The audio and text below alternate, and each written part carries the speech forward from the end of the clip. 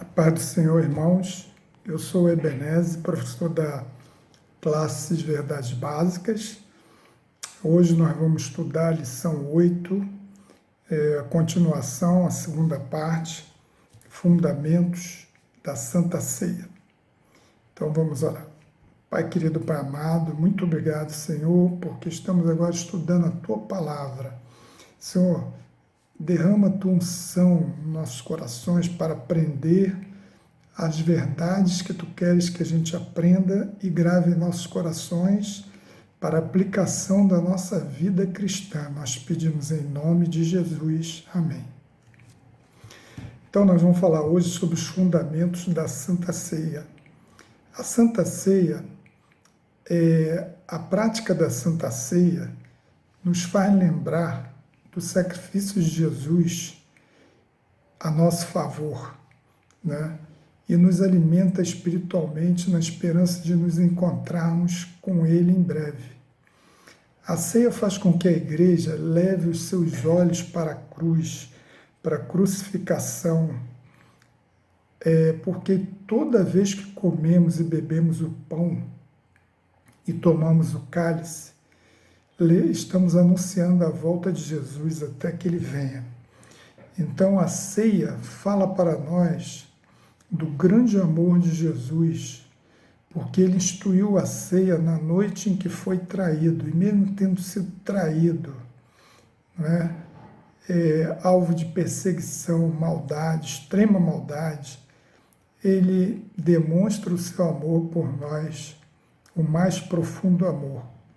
A ceia não é um funeral, não é tristeza, mas alegria, porque Jesus, tendo partido o pão, deu graças a Deus e dando graças a Deus significa que ele estava celebrando a Eucaristia, que quer dizer, uma palavra grega, né, que quer dizer ação de graças, agradecimento, gratidão, louvor, alegria. Então Jesus não foi para a cruz triste, como quando vai um cordeiro escoiciando, né, aqueles que estão levando ele, foi amargurado. Não, ele foi como uma ovelha muda, como um rei indo para a sua coroação. Ele não levou em conta a ignomínia da cruz, né, a grande desonra que de um julgamento falso, público, grande humilhação, por causa da alegria que nos estava proposta, que iria nos dar a salvação e ia nos conquistar o seu amor.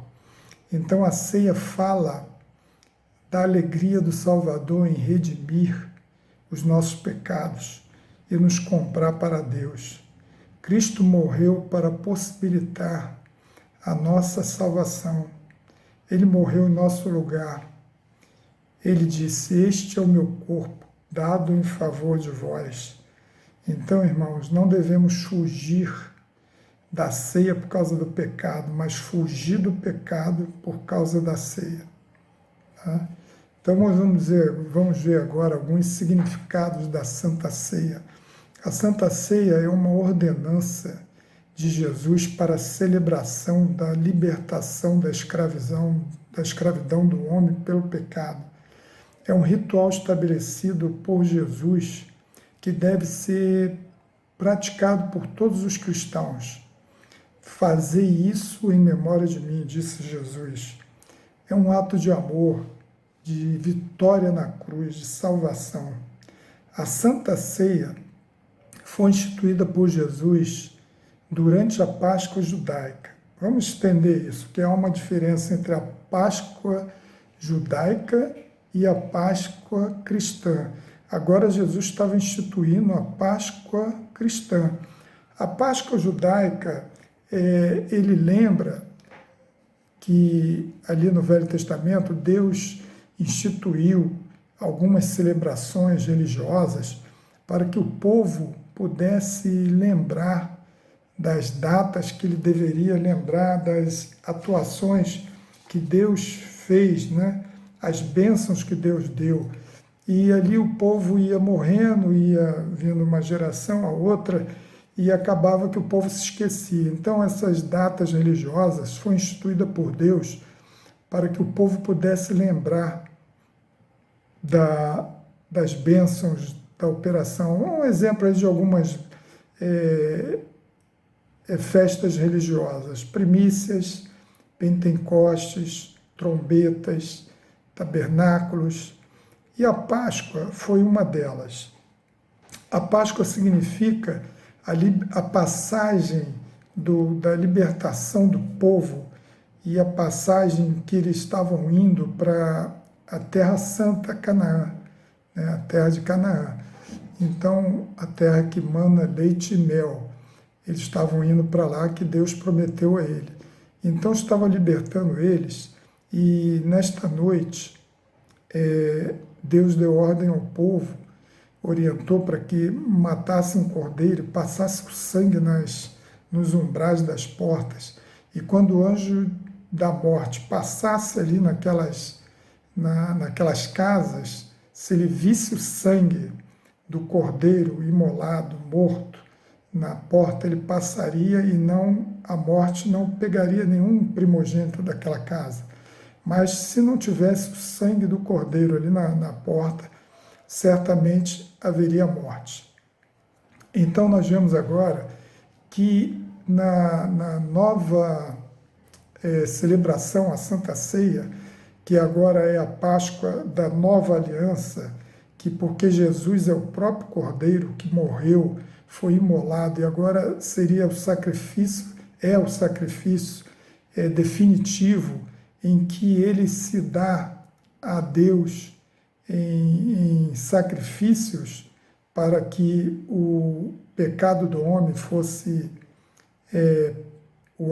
liberto do pecado, liberto da morte. Né? Jesus venceu a morte. Então ele se deu como Cordeiro de Deus, derramou seu sangue ali na cruz, e agora o homem tem a salvação dos seus pecados e o perdão dos seus pecados. Então nós vemos que a Santa Ceia agora é para lembrar ao homem que somos livres da escravidão do pecado. O Cordeiro de Deus, Jesus, que é oferecido a Deus, né, como expiação dos nossos pecados, foi morto e ressuscitou para libertar o homem da escravidão do pecado e para nos levar à nova Canaã celestial. Né? Então, existem dois tipos de rituais, sacramentos, estabelecidos por Jesus na Bíblia. Né? O primeiro é o batismo. O batismo simboliza o nosso nascimento, morte e ressurreição com Cristo, né? O sepultamento dos pecados. E existe a Santa Ceia. Então, são esses dois sacramentos. E a Santa Ceia simboliza a manutenção e o crescimento de nossa vida espiritual. E nós somos batizados uma vez só, mas a Santa Ceia, ela é celebrada mensalmente, por exemplo, na nossa igreja, é celebrada mensalmente, para nós sempre estarmos lembrando do sacrifício de Jesus, sempre estarmos em comunhão com Ele, através desse ritual. E a Santa Ceia, então, seria a comunhão, a comunhão, né? E o alimento espiritual durante toda a nossa vida. É uma manutenção deste alimento espiritual durante toda a nossa vida. O pão e o cálice representam o corpo e o sangue de Jesus. Não cremos na transubstanciação, ou seja, materialização do pão no corpo de Jesus e o cálice no vinho, o vinho no sangue de Jesus. Mas nós cremos no símbolo, porque Jesus disse: esse é o meu corpo, dado por vós. Partiu o pão, né, e disse: esse é o meu corpo, dado por vós, comei dele. E o sangue, esse cálice é o sangue da nova aliança. Então, ele disse ali, mas é um símbolo, né? E está lá em Mateus 26 a 29, o seguinte: e quando comiam, Jesus tomou o pão e, abençoando-o, o partiu e o deu aos seus discípulos. E disse: tomai, comei, isto é o meu corpo. E tomando o cálice e dando graças, deu-lhe, dizendo: bebei dele todos, porque isto é o meu sangue, o sangue do Novo Testamento, que é derramado por muitos, para a remissão dos pecados. E digo-vos que, desde agora, não bebereis mais deste fruto da vide, até aquele dia em que beba conosco no reino do Pai. Então, ele estava falando ali que, simbolicamente, representava o corpo de Jesus partido, moído, e nós comêssemos dele, ou seja, pela fé, nós vamos comer vamos ter parte na vida, no corpo de Jesus. E o sangue também nos purifica de todo pecado. Então, meus irmãos, assim como Jesus estava falando o simbolismo ali do pão, o corpo, do vinho, o sangue, nós temos outro simbolismo ali da Bíblia também, que diz: eu sou a porta que se alguém entrar por mim, será salvo. João 10, 9. Eu sou a videira verdadeira, e meu pai é o agricultor. João 15, 1. Eu sou a luz do mundo, quem me segue não andará nas trevas. João 8, 12. Então nós vemos que o cristão participa espiritualmente do corpo de Cristo pela fé, não é? Ao receber a Santa Ceia. Então é pela fé nós participamos ali do corpo de Cristo. Agora vamos ver que a ceia significa pelo menos três coisas. A primeira coisa que significa a manutenção dos votos. Então nós temos que continuamos aceitando a Jesus e dependendo dele para a nossa salvação. Existe algumas vezes que a gente está na casa de Deus, ouvindo uma pregação, participando do culto, e nós temos vontade de novamente aceitar Jesus. E às vezes até pensamos, como é que pode, né? Pessoas que não são crentes, evangélicas, assistindo culto, e quando o pastor faz um apelo, ela não se comove, ela não aceita, ou seja, ela não entende a mensagem da salvação, e muitas das vezes a gente tem vontade de aceitar Jesus de novo, não é? E a Santa Ceia é justamente esse momento em que a gente faz a renovação e a manutenção dos nossos votos perante Deus para a nossa salvação. A gente tem que estar sempre ali em comunhão, se mantendo junto ali, entendendo e participando, lembrando do sacrifício de Jesus, da vida que Ele está nos dando através da sua morte. Então, o primeiro significado ali da Santa Ceia é a manutenção dos votos. O segundo significado, nós podemos ver que é a confirmação da fé, que aceitamos pela fé a vida nova que Jesus está nos dando, regenerada, não é?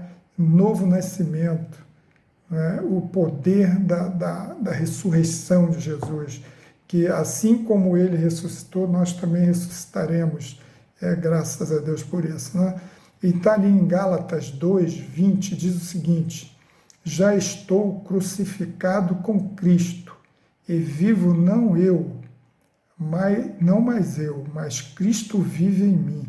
E a vida que agora vivo na carne, vivo-a pela fé do Filho de Deus, o qual me amou e se entregou a si mesmo por mim.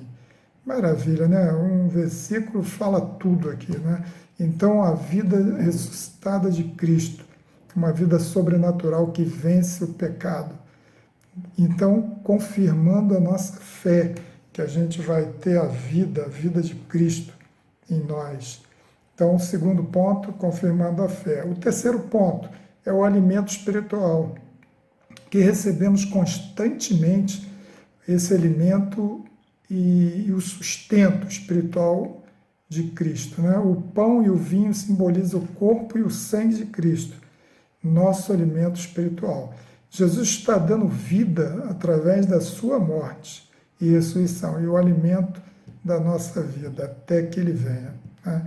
Então, essas três coisas aí são significado, pelo menos essas três coisas: manutenção dos votos, confirmando a fé e alimento espiritual. Agora, nós vamos ver aqui o valor da Santa Ceia, né? Muita gente, às vezes, não entende o valor da Santa Ceia, mas a Santa Ceia é um ato muito importante na vida do cristão, no qual primeiro ponto, ele tem a necessidade de comunhão contínua do Cristo vivo, né? Ele tem que estar em comunhão com Deus. Jesus, certa vez, aqui nos Evangelhos, ele falou que se a gente não tivesse no corpo, né, nós estaríamos ressecados, né? Se a gente não estiver na árvore, enxertado na árvore, nós morreríamos, nós estaríamos seco, né? Então, a mesma coisa, nós temos que estar em comunhão. E o segundo ponto nos ensina da unidade da igreja como corpo de Cristo. Então, nós temos que estar unidos. Desunidos, ninguém consegue nada, né?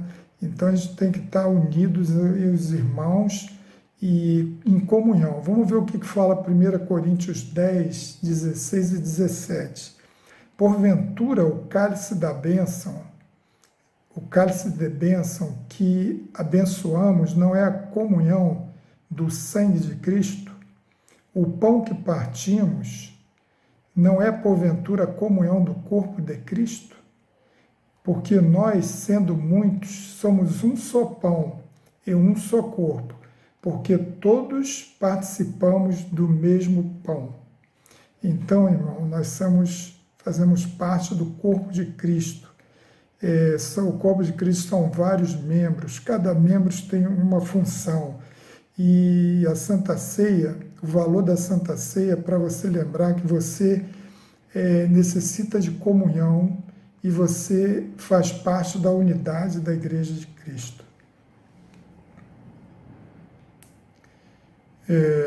Tomar a ceia junto é uma grande experiência de unidade do corpo de Cristo.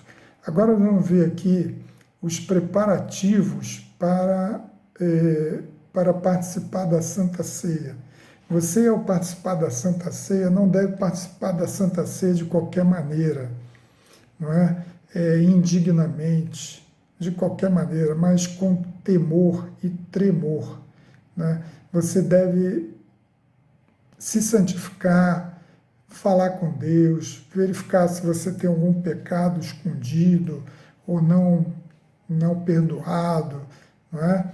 E se preparar para a Santa Ceia com temor, não participar indignamente. Então vamos ver aqui o que diz 1 Coríntios 11, 23, 24. Porque eu recebi do Senhor o que também vos ensinei, que o Senhor Jesus, na noite em que foi traído, tomou o pão e, tendo dado graças, o partiu e disse: Tomai, comei, isto é o meu corpo, que é partido por vós, fazei isso em memória de mim. O apóstolo Paulo, quando escreveu para os Coríntios, na primeira carta aos Coríntios, capítulo 11, ele disse: porque eu recebi do Senhor o que também vos ensinei. Na verdade, ele estava falando ali que ele não viu isso e não recebeu essa informação de homem nenhum. Ele recebeu essa informação diretamente de Deus. Então, o que ele está passando aqui é justamente a mensagem de Deus para o homem, né?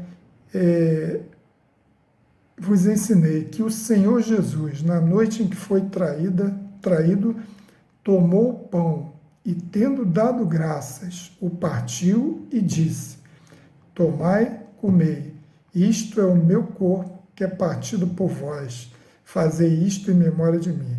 Então, na verdade, quem está falando ali é Paulo, mas é Jesus que está falando para ele, né? E porque o livro de Coríntios, pelo que foi analisado aqui, olhado, ele foi escrito antes dos evangelhos. Então, ele não copiou isso, ele recebeu realmente de Deus. Então, essa mensagem, né, tomai e comei, isto é o meu corpo, dado, partido por vós, ou seja, ele foi moído pelas nossas transgressões, né, e por nós, fazer isso em memória de mim. E toda vez que a gente faz isso, a gente tem que ter temor e tremor, fazendo em memória de Jesus, que fez isso ali na cruz. Então vamos ver o primeiro ponto, fazer um exame de consciência. Toda vez que você vai participar da ceia, você deve fazer antes um exame de consciência. No mesmo livro, 1 Coríntios 11, 28, continuação do texto, está lá, examine-se, pois, o homem a si mesmo, e assim coma deste pão e beba deste cálice. Então, ele está mandando para que o homem examine-se, não participa indignamente. Veja se você tem alguma coisa contra o seu irmão, né? Algum pecado encoberto, peça perdão a Deus, santifique, né? Ali no Novo Testamento, quando Deus estava para ter uma batalha ali, Deus falava para Moisés e Josué para reunir o povo se santificar, porque ele ia receber uma bênção, né? Então ele queria que todo o povo tivesse santificado ali para receber aquela bênção, e o povo se buscava ele, santificava, jejuava. Então, essa é a determinação de Deus. Examine-se o homem a si mesmo, e assim coma deste pão e beba deste cálice. Ele não falou, examine, e se você estiver em pecado, não coma, não beba. Ele falou, examine-se e coma e beba do pão. Peça perdão, se arrependa. Né? É importante examinar nossa vida e permitir que o Espírito Santo nos examine para eliminar qualquer falha, qualquer pecado que tenha contaminado nosso coração. Vamos ver lá o que fala 1 Coríntios 11, 27, ainda no mesmo texto, no mesmo capítulo. Portanto, qualquer que comer este pão ou beber o cálice do Senhor indignamente, será culpado do corpo e do sangue do Senhor. Se você estiver em pecado e não quiser largar o pecado e continuar participando da ceia, você vai ser amaldiçoado. Você vai acabar ocorrendo algumas coisas com você ali, que nós vamos ver aqui logo adiante. Então não devemos tomar a ceia de forma leviana, né, sem discernir o corpo de Cristo, sem temor, né, sem reverência. 1 Coríntios 11, 29 diz o seguinte, porque o que come e bebe indignamente, come e bebe para sua própria condenação, não discernindo o corpo do Senhor. Como eu falei ali, então ele come indignamente para sua própria condenação. Reconhecemos que não podemos nos fazer digno diante de Deus, do favor de Deus. Somos pecadores. A nossa justiça provém de Cristo, ou seja, Cristo, nós somos justificados na cruz por Jesus, mas nós não podemos viver em pecado, nós temos que nos arrepender e estar sempre nos renovando, pedindo a Deus perdão pelos nossos pecados, porque a nossa justiça, na verdade, provém de Cristo. Porém, não podemos admitir, né, o pecado não confessado e não perdoado em nossos corações. 1 Pedro 3,7 diz o seguinte, igualmente vós, maridos, aqui está falando para união do corpo de Cristo. Né? Aqui ele está dando um exemplo, Pedro vai dar o exemplo aqui de marido e mulher, uma situação que você não tem sua oração atendida, porque você está em pecado, mas também serve para toda a igreja. Né? Igualmente, vós, maridos, coabitai com elas, com entendimento, dando honra à mulher, como vaso mais fraco, como sendo vós os seus cordeiros da graça da vida, para que não sejam impedidas as vossas orações. Nós vamos, algumas aulas aí para frente, falar sobre oração. Esse aí é um dos motivos que Deus não ouve a oração. É a desunião, é a falta, o pecado entre eles, né? Então, a mesma coisa, quando você for participar da ceia, tira tudo disso dentro de vocês, né? Tira o pecado, perdoa um ao outro, marido e mulher, sejam, aqui está dizendo para o homem honrar sua mulher, né? Tem muito marido grosso, ignorante, e depois vai se ajoelhar para pedir bênção a Deus, não vai receber. Deus vai dar sim, Ele vai te atender, mas você tem que amar o seu próximo, principalmente sua mulher, né? Dentro de casa, porque você é uma carne só. Então, vamos atentar para isso. Né? O outro passo, praticar o autojuízo.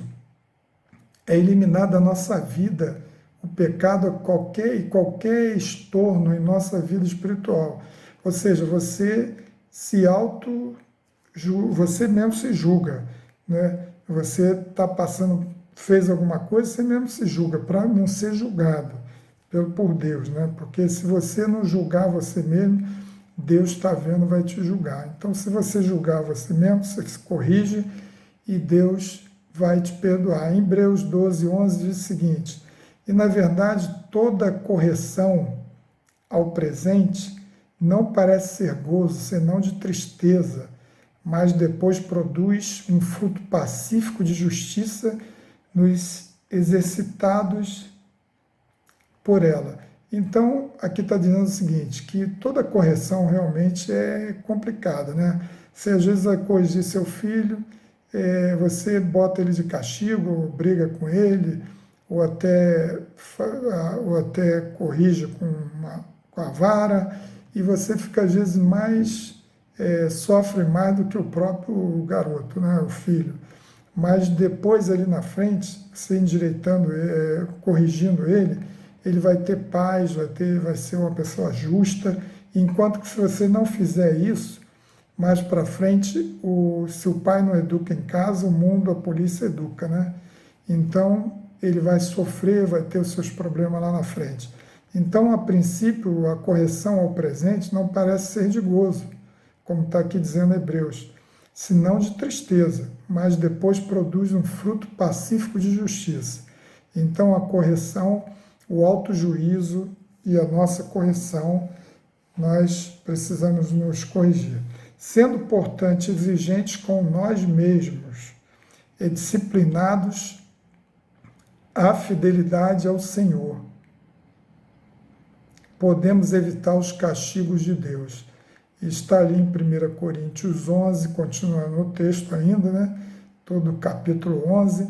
Por causa disto há entre vós muitos fracos e doentes, e muitos que dormem, porque se não nos julgássemos a nós mesmos, se nós nos julgássemos a nós mesmos, não seríamos julgados, mas quando somos julgados, somos repreendidos pelo Senhor para não sermos condenados com o mundo. Então, aqui está fazendo uma advertência para quem toma a ceia indignamente, né? A Bíblia, ele fala que por isso há muitos entre vós fracos e doentes, e muitos que dormem, ou seja, ele morre antes do tempo, ele antecipa a sua morte, né? Porque é uma pessoa que toma a ceia indignamente. Ou seja, não é para você ficar com medo de deixar de tomar a ceia, mas seja sincero, se analisa, peça perdão a Deus, se prepara, santifica para tomar a ceia.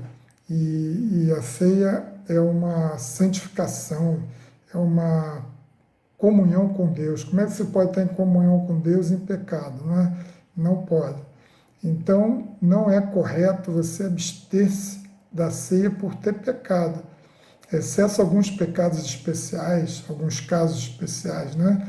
O correto é confessar a falta, pedir a Deus um arrependimento com um arrependimento genuíno e participar da ceia por fé em seu perdão, né?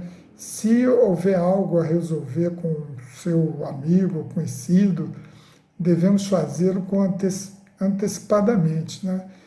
Ou então prometer a Deus que vai fazê-lo imediatamente, depois da ceia. É prejudicial abster-se da ceia por não querer resolver os seus assuntos com os outros. Então, a ceia é justamente para a gente, de tempo em tempo, fazer uma análise e tirar tudo aquilo que não é de Deus da nossa vida. E o terceiro ponto, ativar a fé. Então, a gente está vendo aqui como nos preparar para participar da Santa Ceia.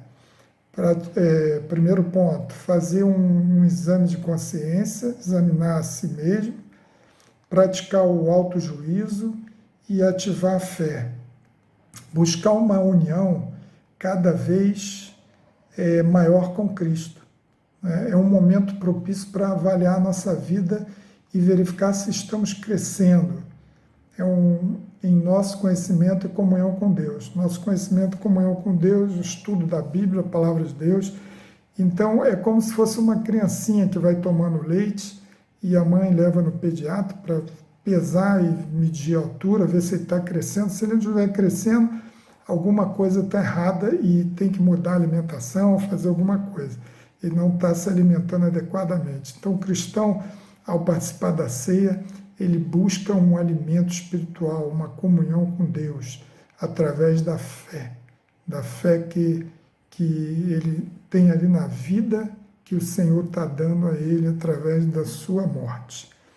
Então vamos ver aqui na lição, nós vemos aqui o 4º capítulo, ele fala de você ajudar outras pessoas, outros irmãos, que não estão bem espiritualmente. Se você percebe que o irmão não está bem espiritualmente, hoje eu estava lendo em Provérbios, eu creio que foi capítulo 9, se não me engano, falando sobre você corrigir uma pessoa, né? Falando sobre sabedoria, né? O sábio, ele aceita a correção, né? Então, mas o ímpio não gosta de ser corrigido, o tolo não gosta de ser corrigido. Já o sábio, ele aceita a correção e fica mais sábio ainda, né? Então, é difícil realmente corrigir alguém, as pessoas não gostam de ser corrigidas, não gostam de ser chamadas a atenção, e às vezes estão acomodadas ali no pecado, né? E fazendo aquilo ali. Então, aqui o 4º capítulo da revista orienta os cristãos a ajudar espiritualmente aqueles que precisam de uma exortação, né?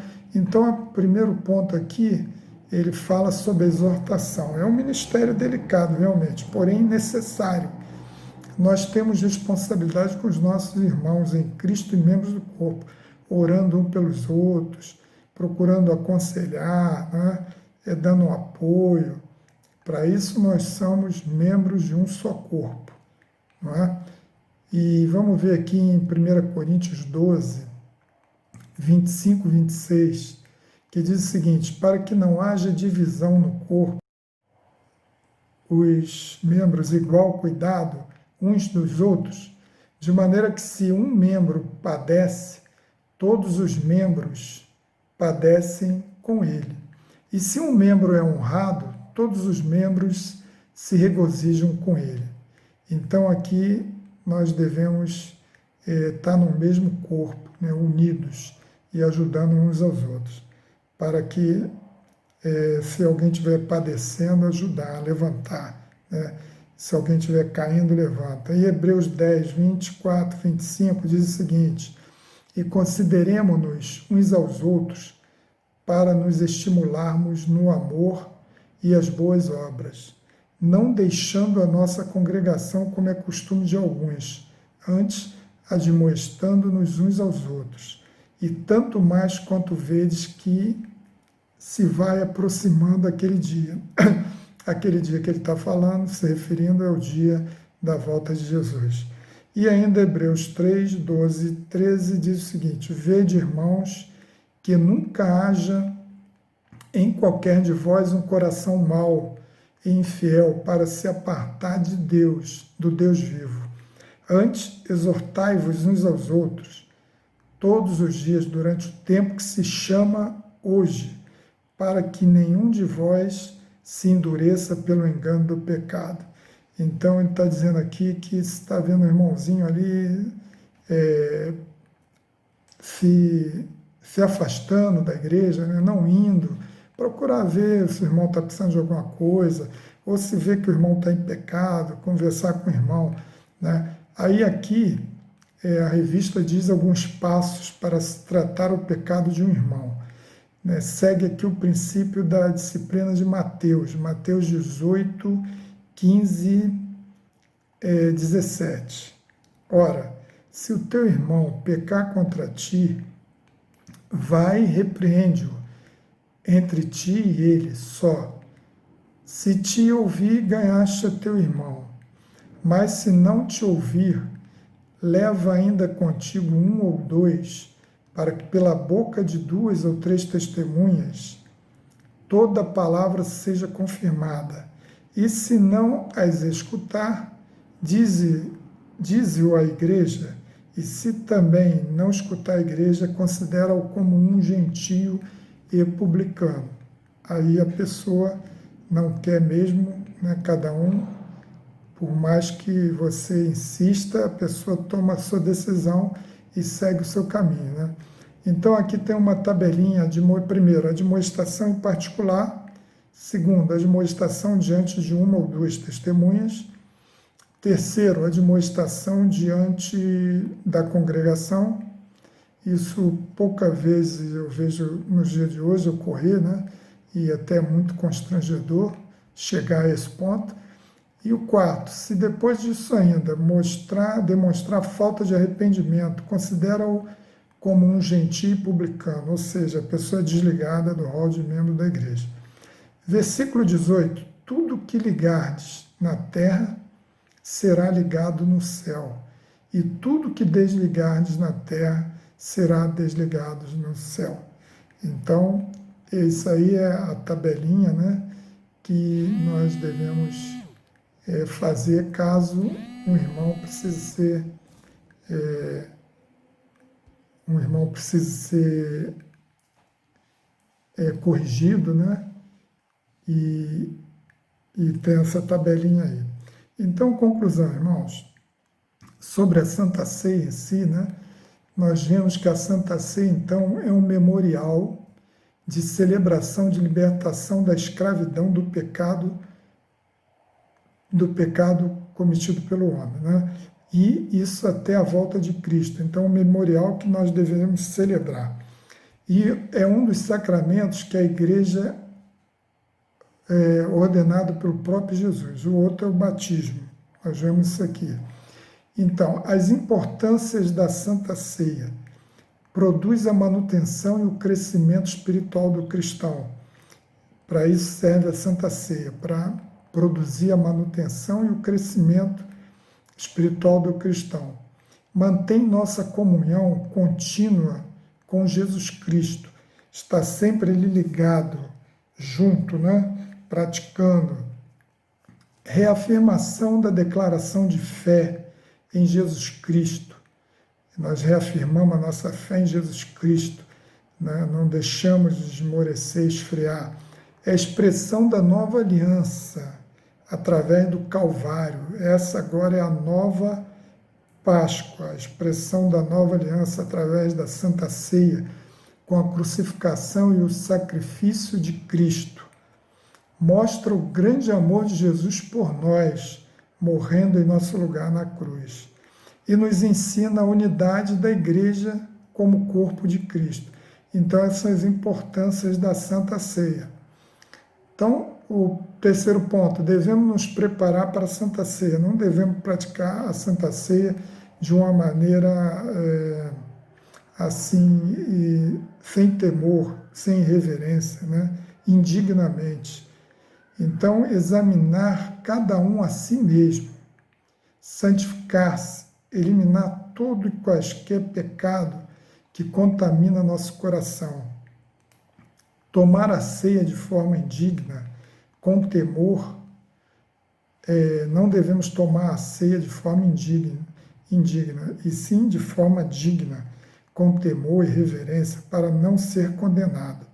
Praticar o autojuízo, que vimos aqui ainda há pouco, e ativar a nossa fé, verificar se estamos crescendo em conhecimento e comunhão. Né? Como eu falei, o pediatra vê se a criança está crescendo, senão tem que mudar a alimentação. Então, para a gente finalizar, irmão, a Páscoa agora é representada pela Santa Ceia, é a nova aliança, com a morte e ressurreição de Cristo. Jesus é o próprio Cordeiro Santo que deu seu sangue por nós. Celebrar a Santa Ceia, celebramos a Santa Ceia para lembrar que fomos livres da escravidão do pecado, remido pelo sangue de Jesus derramado na cruz.